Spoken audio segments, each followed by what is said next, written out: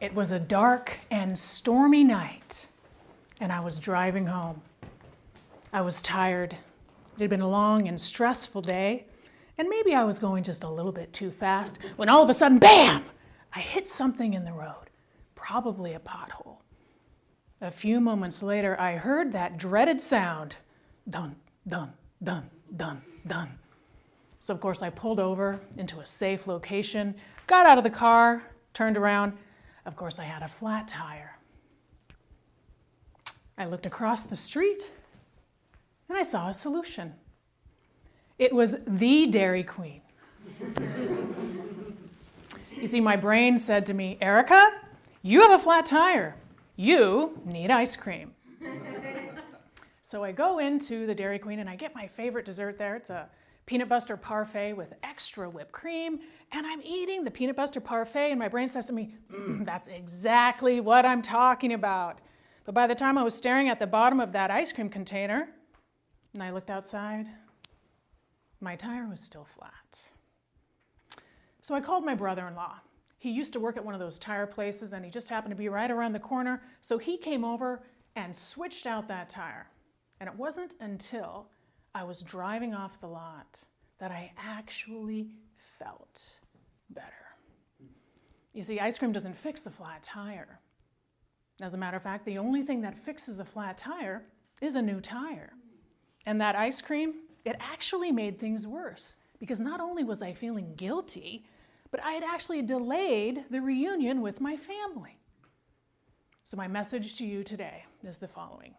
Your brain does not need that ice cream, that food. It just wants to feel better. So I'm going to share with you 3 things. The first thing is, if my brain doesn't need that food, then why am I always thinking about it? The second, how to know if you're hungry. And the third, what to do instead. So the first, if my brain doesn't need that food, then why does the idea of food pop up in my brain? Well, the reason is primarily because of conditioning. When we're little, we fall down and skin our knee and our mom gives us a cookie. Later on, when our bunny goes to heaven, we go out for ice cream. Our brain learns. We actually train our brain to learn. Feel bad? Ice cream. Now, as we get older, of course, our problems are a little more complex, not quite as easily solved with ice cream, and they're not quite as easy as a skinned knee or even a flat tire. And so this is what happens. We have something like maybe a sick parent in the hospital, perhaps a child who's struggling in school, financial obligations that we can't meet, or maybe just a really stressful job. So what happens is you wake up in the morning with really good intentions. Today is going to be the day. Today is going to be the day that I eat healthy and I've got my healthy lunch packed. Today is going to be the day that I go to the gym. I've got my gym clothes in the car. But guess what happens by the end of the day? There you are, once again at that drive-thru, staring at the bottom of an ice cream container thinking, why do I keep doing this? What's wrong with me? You see, there's something in that ice cream, an ingredient that you might not be aware of. And it's called guilty residue. You see, when we're eating that ice cream, we feel good for a couple minutes. But a few hours later, we feel bad. We often feel worse about ourselves at that time. And so that ice cream, it actually facilitates the painful cycle of emotional eating because when we think, I don't feel good, I ate too much ice cream, guess what happens? Ice cream. Thankfully, I know a better way. So here's what I want you to do.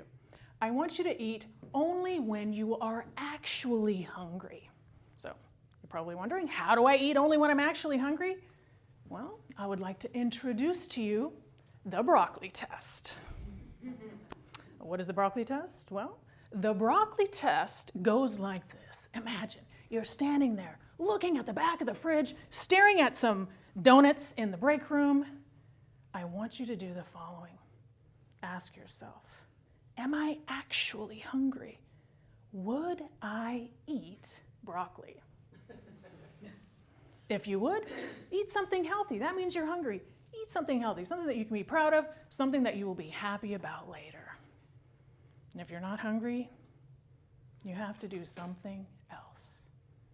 And this is where most people make the mistake, because what a lot of people will do, they will close that fridge, recognize they're not hungry, and guess what they do? They go back to work. 5 minutes later, there they are once again looking at that refrigerator, looking for something to eat, right? So you have to do something else. Your brain doesn't need that ice cream. It wants to feel better. Your brain needs a break. It needs a break from the stress, from the frustration, from the chaos of everyday living. And you don't really have to do that much.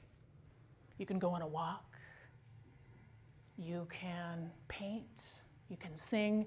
Personally, I like to dance. I listen to music and I dance around in my kitchen with my cute little dog. We have a blast. So I want to tell you a story about a client of mine. I saw her in the grocery store and she looked really, really happy. And she looked different than the first time that I saw her. She had lost a lot of weight, but actually the first time I saw her, I didn't actually see her. I heard her. I was sitting in my office with the door open, waiting for her to come in, and I heard this sound. It's a creak, swoosh, creak, swoosh, creak, swoosh. The sound of someone using a walking device coming down the hall.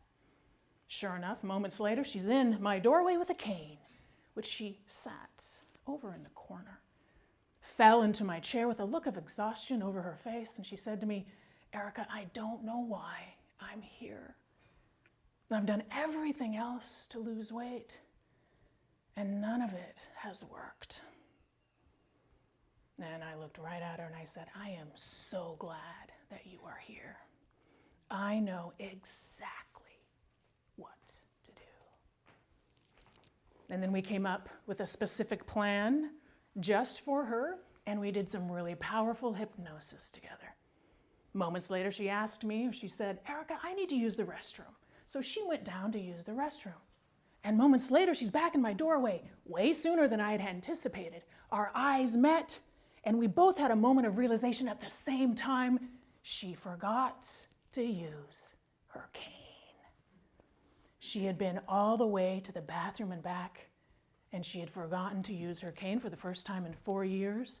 She had forgotten all of the pain, all of the suffering, all of those painful moments. And that was just the beginning, because from there, week after week, she retrained her brain. Instead of that ice cream, when she went home, she started painting again. You see, she had forgotten how much she loved to paint. So she turned in her ice cream at the end of the day for some paints. Started painting again, started living her life full of joy, and she lost a whole bunch of weight. You see, her brain didn't need that ice cream. It just wanted to feel better. So today we talked about 3 things. First of all, if your brain doesn't need that food, why does it keep popping up? And the answer is conditioning. But the good news is we can retrain the brain to have a better response. Second is a strategy to know when to eat. And for that, we have the broccoli test. And lastly, what to do instead. So here's what I want you guys to do. The next time you find yourself staring at your refrigerator, staring at a plate of donuts, I want you to ask yourself, am I actually hungry? Would I eat broccoli? If you would, have something healthy, something that you can be proud of.